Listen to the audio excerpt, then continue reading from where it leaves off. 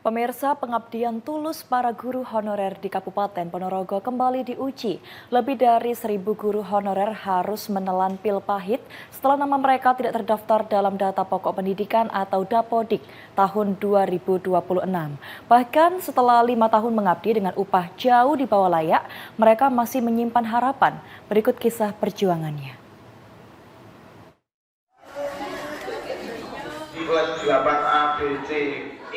Dengan penuh semangat, Mahmud Danuri masih menjalankan tugas untuk menularkan ilmu kepada siswanya di SMP Negeri 1 Selahung, Kabupaten Ponorogo.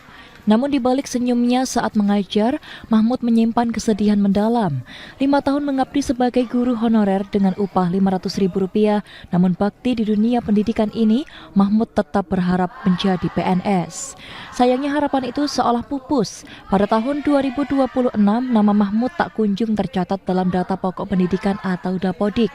Padahal masuk dalam database itu merupakan syarat mutlak untuk bisa mengikuti seleksi CPNS maupun P3K.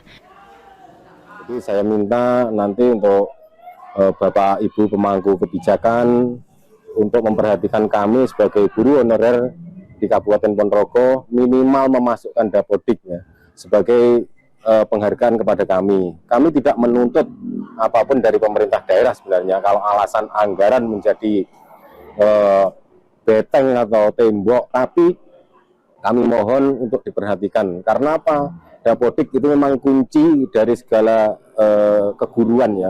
Data pokok pendidikan itu adalah kunci. Nanti kalau sudah masuk Dapodik diakui oleh pemerintah, nanti ada program-program kami bisa mengikuti. Kondisi ini tidak hanya dialami Mahmud. Tercatat ada lebih dari 1.000 guru honorer di Ponorogo yang mengalami nasib serupa. Di sisi lain, pemerintah Kabupaten Ponorogo menyatakan bahwa penambahan nama di Dapodik tidak bisa dilakukan secara sembarangan. Kebijakan ketat ini merupakan instruksi pemerintah pusat untuk menekan anggaran belanja pegawai Pemkab Ponorogo yang kini mencapai 37%.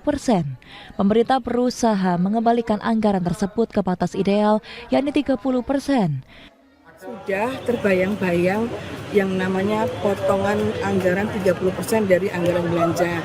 Itu yang kami masih pikirkan. Nah, kalau kami memasukkan Dapodik, nah ini akan mengenai ya sudah ada sekarang ini otomatis kan P3K bisa kena, P3K Paruwatu juga kena juga. Nah, makanya ini kita lagi cari solusinya bagaimana supaya potongan 30% itu tidak mengenai ini, nah sehingga kita tidak bisa menempati teman-teman Dapodik di untuk menjadi P3K.